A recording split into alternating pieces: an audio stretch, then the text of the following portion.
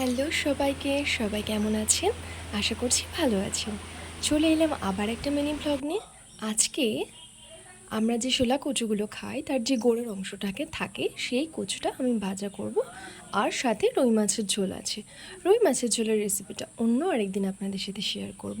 তবে রুই মাছের ঝোলটাকে বেশ দেখতে ভালোই লাগছে।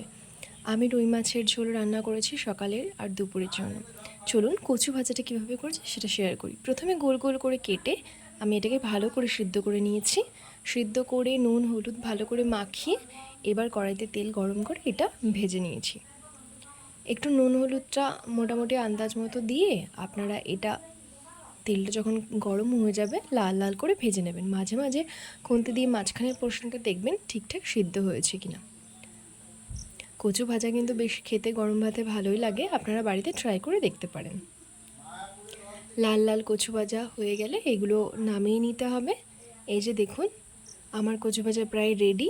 সাথে 4-5টা শুকনো লঙ্কা ভেজে নিয়েছি। গরম ভাতে কচু ভাজা শুকনো লঙ্কা আলাদাই মজা। খেতে কিন্তু বেশ ভালোই হয়েছে। আপনারা কমেন্টে অবশ্যই জানাবেন আপনাদের কেমন লেগেছে। আজকের ওয়েদারটা খুবই রোদ গরম ছিল, বাইরে একদম যাওয়াই যাচ্ছিল না, এত পরিমাণে গরম। রোদের তাপ দেখতে পাচ্ছেন, পুরো ঝলসানো রোদ বাইরে।